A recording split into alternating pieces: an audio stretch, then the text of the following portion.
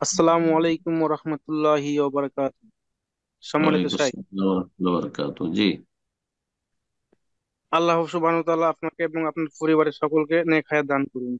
আমিন ইয়া রাব্বাল আলামিন। আপনাদের সকলকে, প্রতিটি মুসলিম মুমিন মুমিনাত আল্লাহ হেফাজত করুন, যে যেখানেই থাকে।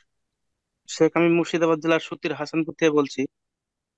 বলেন। প্রশ্ন হচ্ছে, বর্তমানে কিছু হানাফি মসজিদে জুম্মার দিন খুতবা চলাকালীন যদি আমরা প্রবেশ করি, তাহলে প্রথমত সুন্নাত করতে নিষেধ করছে, এবং প্রথম খুতবা এবং বয়ানের শেষে হুম হুম 5 থেকে 10 মিনিট সময় দিচ্ছে।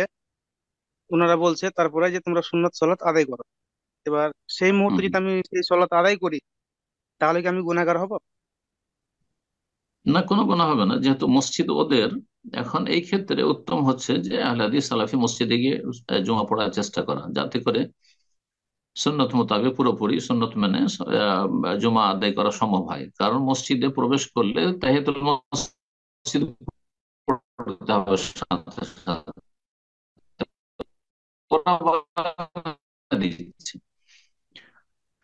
সুতরাং আহলে হাদিস মসজিদে থাকে, তাহলে দূরে হইলেও আপনি এসব হানাফি মসজিদে করবেন না। কাজে যে নেই সেই জন্য আমাকে তাদের পিছনে নামাজ পড়তে হচ্ছে।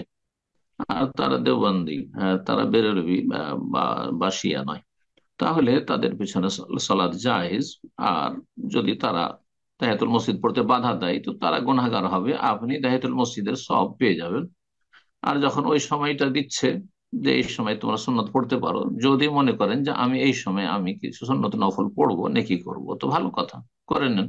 যেহেতু আপনি তাহিয়াতুল মসজিদ পড়তে পারেননি, বাধা দিয়েছে এই সুন্নত বিরোধীরা, তো আপনি রবকে বলবেন যে আল্লাহ, আল্লাহ, এরা বাধা দিয়েছিল, সেই জন্য আমি আসার সাথে সাথে সুন্নত মোতাবেক আমি তাহিয়াতুল মসজিদ পড়তে পারিনি, সুতরাং এখন পড়ছি। ইনশাআল্লাহ আল্লাহ আপনাকে সওয়াব দেবে। জি। কিন্তু ওই সময় আপনি নামাজ পড়লে আহ, ভুল হবে না? ভুল হবে না, কেন ভুল হবে? নামাজ পড়ার সময় সব সময়। শুধু খুতবা চলাকালীন তাহিয়াতুল মসজিদের বেশি অতিরিক্ত পড়তে পারবেন না। তাহিয়াতুল মসজিদ 2 রাকাত পড়তে পারবেন।